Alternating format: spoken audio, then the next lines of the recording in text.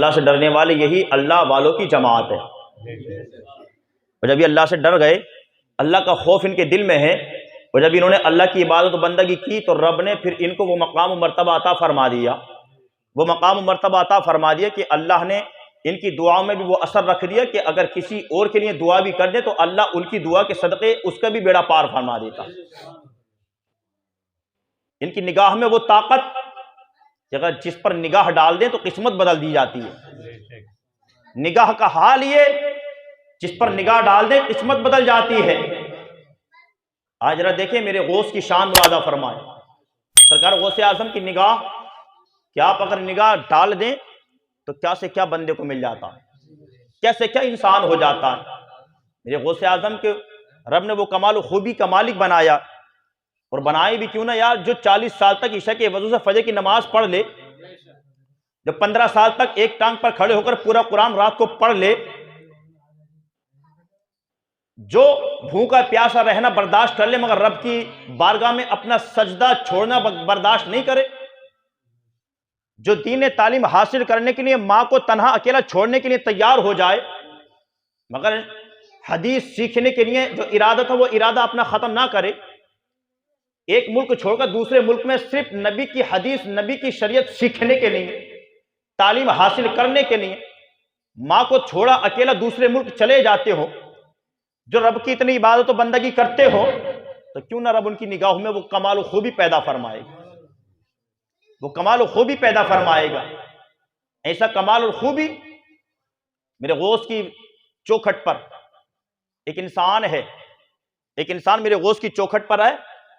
کیا کرتا تھا، خالی پانی کا لوٹا ان کے ہاتھ میں رہتا تو ہر آنے جانے والے کو پانی دیتا تھا، کسی کو وضو کی ضرورت ہے وضو کرا دیا، کسی کو پینے کی ضرورت ہے پانی پلا دیا، بس چوکھٹ پر رہا کرتا تھا۔ کتنے سال رہا؟ 10 20 30 نہیں، 40 سال تک متواتر ایک ہی کام پر رہا، ایک ہی ڈیوٹی اس کی تھی، پڑھا لکھا نہیں، کچھ نہیں۔ میرے غوث اعظم کی بارگاہ میں یار دیکھے تو صحیح، جس چوکھٹ کے لنگر کی ہڈی کھا کر کتا شیر سے زیادہ طاقت اپنے اندر محسوس کر لے، کتا جس چوکھٹ کے لنگر کی ہڈی کھا کر شیر سے زیادہ طاقت کتے میں رب پیدا فرما دے تو کیا ان کے غلام کو اللہ وہ طاقت عطا نہیں فرما سکتا؟ ان کی نگاہ پڑ جائے، ان کا نام کیا تھا؟ لوٹے والے بابا، ان کا یہ لقب پڑ گیا تھا لوٹے والے بابا۔ 40 سال ہو گئے، کبھی غوث اعظم کے پاس اتنا اٹھنا بیٹھنا تھا نہ کچھ تھا، بس میرے غوث اعظم نے اتنا کہا تھا کہ تم یہاں پر ہے نا، تمہارا کام یہ ہے کہ جو بھی ہمارے آستانے پر آئے اسے کسی کو وضو کرا دیا، کسی کا ہاتھ دھلا دیا، کسی کو پانی پلا دیا، بہرحال تمہارا یہی کام ہے۔ 40 سال ہو گئے۔ ایک دن 2 ابدال جانتے نا، بہت بڑے مرتبے والا ہوتا ابدال، 2 ابدال میرے غوث کی ملاقات کے لیے آئے۔ جب غوث کی ملاقات کے لیے آئے 2 ابدال ملاقات کرنے کے لیے، جب واپس جانے لگے تو یہ جو تھا نا لوٹے والے بابا، انہوں نے ان ابدالوں کو دیکھا تو دیکھنے کے بعد دل میں خیال آ گیا، بولے یار یہاں 40 سال سے ہوں میں، 40 سال میں مجھے ملا تو کچھ نہیں آج تک، چلو ان ابدال کے ساتھ چلتا ہوں، ہو سکتا ہے کہ ان کے ذریعے مجھے کچھ مل جائے۔ ہوتا نا کبھی کبھی دل میں لالچ پیدا ہو جاتا، بولے یار اتنے ٹائم یہاں پہ ہو گیا آج تک مجھے کچھ ملا تو ہے نہیں، کوئی ترقی کوئی پروموشن کچھ نہیں۔ سوچا یہ ابدال آئے ہیں ان کے ساتھ چلوں، جان پہچان نہیں تھی، تعارف نہیں تھا، نام ایک دوسرے کا جانتے نہیں تھے، چلے گئے۔ ان سے کہا کہ ہم تمہارے ساتھ جانا چاہتے ہیں، انہوں نے کہا تھا کہ تم ہمارے ساتھ مت جاؤ، یہیں پر رہو، یہ بڑی مقدس چوکھٹ ہے، بڑا اچھا آستانہ ہے، یہاں پر تو بڑے بڑے ولی یہاں پر آتے ہیں، یہاں پر تو مولا علی آتے ہیں، یہاں پر تو خود میرے نبی تشریف لاتے ہیں، اس چوکھٹ کو چھوڑ کر کے مت جاؤ۔ انہوں نے کہا تھا کہ تمہیں پتہ نہیں 40 سال ہو گئے مجھے اسی جگہ پر، مگر 40 سال میں جیسا پہلے تو ویسی آج بھی ہوں، کچھ تبدیلی دکھائی نہیں دے رہی، کچھ نہیں ملا مجھے اس چوکھٹ سے، میں تمہارے ساتھ جانا چاہتا ہوں۔ تو انہوں نے کہا تھا مت جاؤ، کہے نہیں جانا ہے، تمہاری صحبت میں رہنا ہے، تمہارے ساتھ رہنا ہے۔ نہیں مانے چلے گئے۔ تو انہوں نے کہا تھا ہمارے ساتھ چلو گے، شرط ہے ایک۔ بولے کیا؟ 24 گھنٹے میں 1 مرتبہ کھانا ملے گا، کھانے کی ضد مت کرنا، ہم کھانا 24 گھنٹے میں 1 مرتبہ کھاتے ہیں، اور اپنی مرضی سے نہیں کھاتے، وہ بھی جب اللہ ہمیں کھلاتا ہے۔ برداشت کر سکو گے اتنی بھوک؟ تو کہا تھا نہیں میں چلنے کے لیے تیار ہوں، چاہے کچھ بھی ہو چلوں گا۔ چلے، چلتے چلتے چلتے چلتے تھک گئے۔ اب یار جہاں اسے ہر وقت کھانا نظروں کے سامنے، ہر وقت پیٹ بھر بھر کے کھاتا ہو، جہاں کھانے کی کمی نہ ہو، اور اب یہاں ان کے ساتھ چلے تو بھوک سے نڈھال کمزور ہو گئے، چلنے کی طاقت نہیں ہوئی، دامن تھام لیا، کہا تھا بس مجھ سے چلا نہیں جاتا، بھوک کی شدت ہے، کھانے کا انتظام کر دو، کھانا چاہتا ہوں۔ انہوں نے کہا تھا، ہم نے کہا تھا نا کہ 24 گھنٹے میں ایک مرتبہ ملے گا، 24 گھنٹے میں ایک مرتبہ ملے گا، برداشت کرو۔ اب بیچارہ کیا کرتا، افسوس کرنے لگا، بولے یار اس سے تو وہیں پر ٹھیک تھا، کم سے کم کھانا تو پیٹ بھر کے مل رہا تھا، اس سے تو وہیں پر ٹھیک تھا، کم سے کم کھانا تو پیٹ بھر کے مل رہا تھا۔ میرے غوث کی نگاہ کی بات چل رہی ہے کہ نگاہ، ان کی نگاہ جس پر پڑتی ہے چاہے پتہ چلے یا نہ چلے، مگر ان کی نگاہ پڑ جائے تو بیڑا پار ہو جاتا۔ بولا یار اس سے تو وہیں پر ٹھیک تھا، کم سے کم پیٹ بھر کے مل تو رہی تھی، یہاں پر چل رہا ہوں پیٹ بھر کے ملے، پتہ نہیں ملے نہ ملے، کب کی کب ملے، پتہ نہیں کب ملے۔ چلا پھر کچھ چلے، ہمت جٹائی، چلنے بعد پھر کہا تھا یار بھوک لگی، اب تو کھلا دو، اب تو کھلا دو۔ تو انہوں نے کہا چل ٹھیک ہے، بیٹھ گئے، دعائیں کی، ہاتھ اٹھائے، ایک نے دعا کی، 3 روٹی آئیں،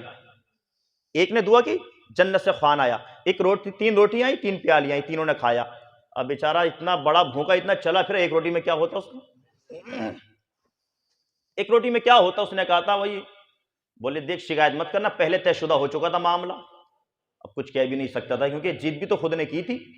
اصرار بھی تو خود نے کیا تھا، ساری شرطیں بھی تو خود نے مانی تھی، کچھ نہیں کہہ سکا۔ بولے چلو ٹھیک ہے چلتے ہیں۔ پھر چلا، 24 گھنٹے گزرے، پھر اس نے کہا تھا کہ بھئی اب تو دعا کر دو، اب تو مجھے ایک ہی روٹی کھائی ہے، بھوک لگی ہے اور کھانا چاہیے۔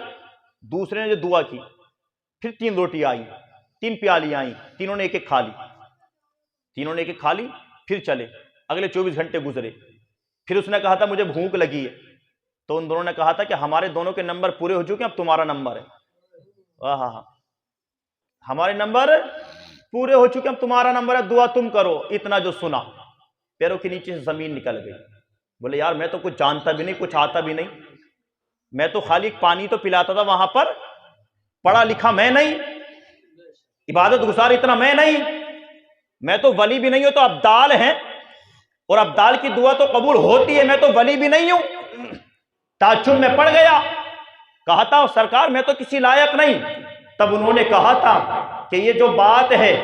ہم نے دعا کر دی ہے، اور ہم جب 2 تھے تو ہم نمبر واری سے ایسا کام کرتے تھے، پہلے یہ دعا کرتے پھر میں کرتا، پھر میں کرتا پھر یہ کرتے، اب تم ہمارے ساتھ ہو چکے ہو، اب دعا تمہیں کرنی ہے، تمہیں دعا کرنی ہے، اگر کھانا ہے تو دعا کرو، نہیں کھانا ہے تو دعا مت کرو۔ اتنا سنا، سننے کے بعد آنکھوں میں آنسو آ گئے، دل کی دھڑکنیں تیز ہو گئی، بھوک کی شدت سے نڈھال ہو چکا تھا۔ اللہ حضرات مرتا کیا نہ کرتا، بس میرے غوث کی بارگاہ میں لو لگا لی، سچے دل سے میرے غوث کی چوکھٹ کی طرف منہ کر کے کھڑا ہو گیا۔ کھڑا ہونے کے بعد کہتا ہے سرکار مجھ سے غلطی ہو گئی ہے، معاف فرما دیں سرکار، میں آپ کے آستانے کو چھوڑ کر کے، آپ کے آستانے کو، چوکھٹ کو چھوڑ کر کے ان کے ساتھ آیا ہوں، سرکار آج میری لاج بچا لیں، آج میری عزت کی بات ہے سرکار، جیسے بھی ہوں، چاہے بھگوڑا ہوں، چاہے بدکار ہوں، چاہے گنہگار ہوں، چاہے بھگوڑا ہوں، مگر سرکار ہوں تو تمہارا،